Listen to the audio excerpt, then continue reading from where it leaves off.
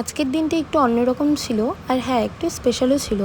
হঠাৎ করেই বন্ধুদের সাথে প্ল্যান হয়ে গেল একটা সুন্দর ক্যাফে এক্সপ্লোর করতে আজ আমরা যাচ্ছি। তো আমরা ক্যাফেতে পৌঁছে গেছি। ক্যাফেতে পৌঁছেই কিন্তু খুব ভালো লাগছিল, কারণ চারিদিকের পরিবেশটা ছিল খুবই শান্ত। তো ক্যাফেতে পৌঁছে আমরা এখানে অনেক রকম সুস্বাদু খাবার আমাদের পছন্দ মতন অর্ডার করে নিয়েছিলাম। আর ক্যাফের চারিদিকের ডেকোরেশনটাও কিন্তু দারুণ ছিল। অনেক দিন পর সবার সাথে কথা বলা, আড্ডা মারা, সুস্বাদু খাবার সব মিলে কিন্তু একেবারে জমে গেছিলো আমাদের।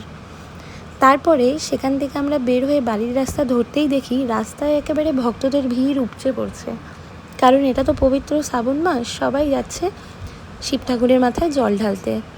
আর আমাদের এখানে বানেশ্বর মন্দির কিন্তু খুবই বিখ্যাত শিব ঠাকুরের মন্দির, তো সবাই সেখানেই যাচ্ছিল শিব ঠাকুরের মাথায় জল ঢালতে। তো সেই জন্য আমরা প্রচুর জ্যামে আটকেও পড়েছিলাম।